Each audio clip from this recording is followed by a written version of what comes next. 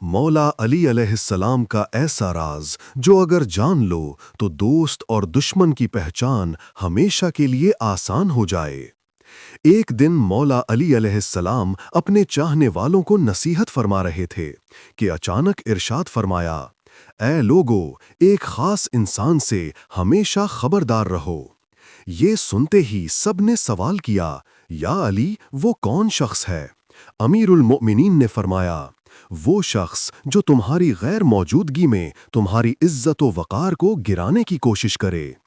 یاد رکھنا، ایسا انسان بظاہر تمہارا ساتھی لگے گا، لیکن دراصل وہ منافق ہے اور تمہاری کامیابی کا دشمن ہے۔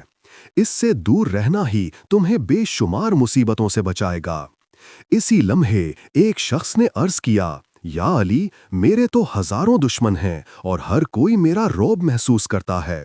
مجھے کوئی ایسا اسم بتائیے جس سے دشمن کم ہو جائیں، دوست زیادہ ہوں اور کوئی بھی دشمن مجھ پر حاوی نہ ہو سکے۔ مولا علی علیہ السلام نے ارشاد فرمایا، جب بھی گھر سے باہر قدم رکھو تو اللہ کا نام لے کر 7 بار یہ ذکر کرو، یا فتاح یا معزو، اور جب کسی سے بات کرو تو مسکرا کے ایک بار یہ کلمات دہرا لو۔